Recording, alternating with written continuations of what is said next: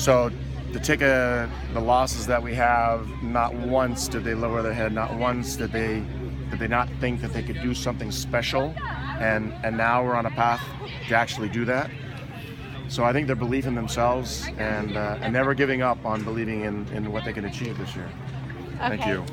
If we do make it into the Big West tournament, what are you going to take from this game, like, to improve upon going into? Well, I think we're peaking at the right time, and I think, I think there's some young players that are, showing that they're in very good form as well, and so just in the last 3 or 4 games, they've demonstrated that we have greater depth on our bench. So for me, the ability to rotate players in, to give a lot more players. I mean, we were using for the first 2/3 of our season a base of 14 players. Now we can use 16, 17, 18 players. And at this time of year, that's a huge advantage in order to give players rest. And even though some players are only getting 5 or 10 minutes of playing time at a time, I can't tell you how much that helps our ability to keep fresh legs on the field. All right, thank you so much. You're welcome. Time. You're welcome. Hey, Coach, big win tonight.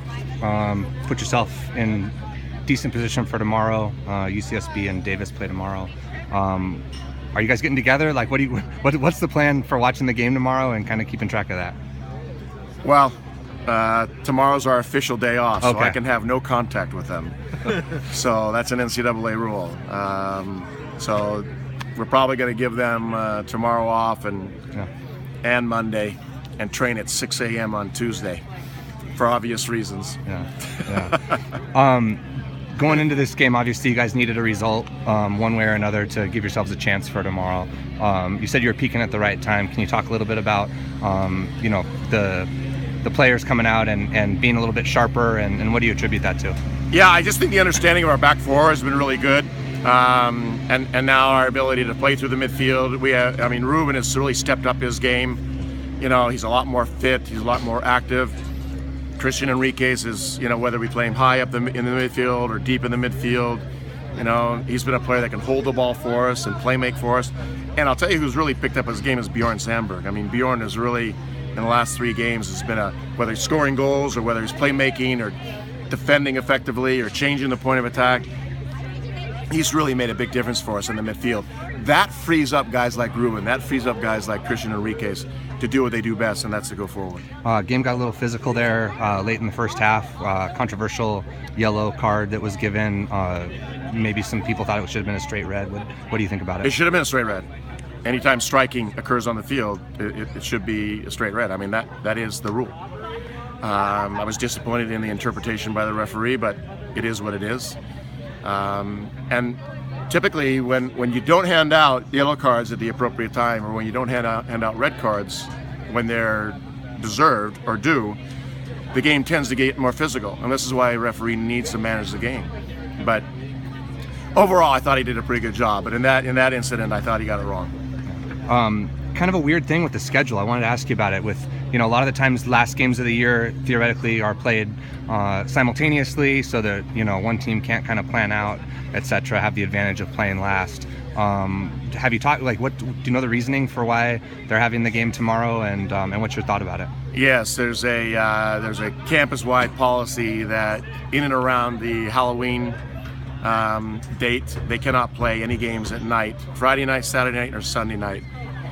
My problem with it is that they should have played the game today in the afternoon instead of tomorrow in the afternoon. It gives each team an extra day of rest, and quite frankly, and the conference has admitted this, and they realize that this has been an oversight. They didn't anticipate this scenario, where now Davis has the knowledge of that they basically have to win the game. Right. Right. If it was going on simultaneously, it would have been 70th minute or whatever. On the women's side of the Big West, they have a rule in place where everyone must play at the same time on the last conference game of the year. The same should be for the men. I don't know why it's appropriate for the women and not for the men. And quite frankly, I'm not happy that Santa Barbara's and Davis' game was moved to the Sunday. This was part of the schedule. To be honest, it was for the last 3 months. But I don't think anyone at the conference realized or thought through all of the scenarios. Yeah. I think it'll be different for next year. Got it. If this was those seniors' last game here at Cal Poly, what do you take away from their time here? Well, I think all of them have dedicated themselves and contributed enormously to the success of this program, and quite frankly, it's been a privilege for me to work with them. Every single one of them are class acts. I love them to death. I think they should be very proud of themselves of what they've accomplished through a lot of hardships, through a lot of great times. I think they've entertained the fans here and the students and fans in the community here in the Central Coast at Cal Poly. And they've also been very good students and exceptional citizens off the field. So I can't be happier with a finer group of young men. Last question from me. Sebastian hasn't got a ton of time on the field, especially in conference play. Comes in and gives you the deflected goal to win this game and get you the 3 points. Talk about what his development's been like and how he got on the field tonight to score that goal. Well, that goal was huge for his confidence, and his confidence in the first half of the season was waning because even in training he was inconsistent in front of the goal. But we brought him in here. We recruited him from Florida to be a goal scorer, and because he can hold the ball, he's technical, he's gifted in tight spaces, and today he showed why we recruited him. And I'm so very happy for him, because to get your first goal is very special, but to get your first goal that meant so much to this program to hopefully get us into the playoffs, I think it's only going to boost his confidence, and I think he's going to be an exceptional player for many years to come. Thanks, Steve.